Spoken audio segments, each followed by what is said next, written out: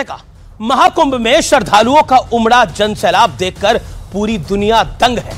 कई बड़े विदेशी मीडिया हाउसेस महाकुंभ की एक एक तस्वीर कैप्चर करने के लिए खुद प्रयागराज में कुंभ नगरी में मौजूद हैं। लेकिन अब महाकुंभ में श्रद्धालुओं की संख्या पर पॉलिटिक्स सियासत शुरू हो गई है। समाजवादी पार्टी के सुप्रीमो अखिलेश यादव कह रहे हैं कि महाकुंभ में पहुंचने वाले श्रद्धालुओं की संख्या फर्जी है।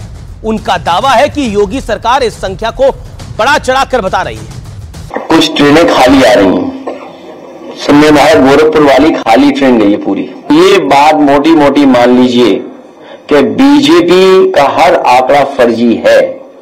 हमारे देश में आयरनी यह है कि अगर अमेरिका से उठकर कोई व्यक्ति भारत या किसी भारतीय के बारे में गलत तथ्य दे दे तो पूरा विपक्ष उस बात को अंतिम सत्य मानकर पत्थर की लकीर मान के बैठ जाता है। लेकिन ये लोग महाकुंभ से जुड़े तथ्यों पर बिना हिचकिचाए शक जताने लगते हैं, वो भी तब जब महाकुंभ जैसे पवित्र आयोजन के साथ देश के 100 करोड़ बहुसंख्यकों की आस्था जुड़ी है, यानी 100 करोड़ सनातनियों की आस्था जुड़ी है।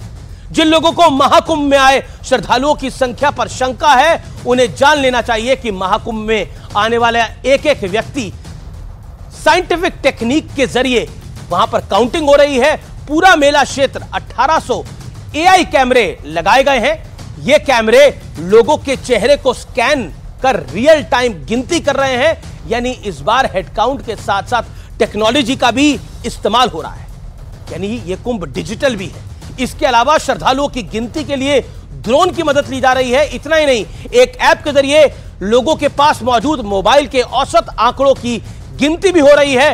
रेल, बस और साधु संतों के शिविर में आने वाले लोगों का भी डेटा मौजूद है, उसे एकत्रित किया गया है। यह तो रही इस बार महाकुंभ की बात। अब यह भी जान लीजिए कि जो लोग श्रद्धालुओं की संख्या पर प्रश्न चिन्ह लगा रहे हैं, जब वो खुद सरकार में थे तो तब क्या होता था। बात 2013 की है, यानी तब भी प्रयागराज में महाकुंभ लगा था। उस समय प्रशासन के अधिकारी हेड काउंट के जरिए गिनती करते थे और वो जो डेटा रिलीज करते थे उसी को फाइनल अंतिम मान लिया जाता था। वैसे जब बात 2013 के महाकुंभ की चल रही है तो मैं आपको याद दिलाना चाहता हूं कि उस साल प्रयागराज जंक्शन पर क्या हुआ था। 2013 में उस जंक्शन पर 36 श्रद्धालुओं की जान चली गई थी, जिसके बाद यादव परिवार के बेहद करीबी आजम खान को मेला प्रभारी के पद से इस्तीफा देना पड़ा था। यानी महाकुंभ का इंचार्ज समाजवादी पार्टी की सरकार में कौन होता था? आजम खान। इतना ही नहीं, उस दौरान रेल मंत्री पवन बंसल और अखिलेश यादव के बीच जमकर आरोप और प्रत्यारोप भी हुए थे।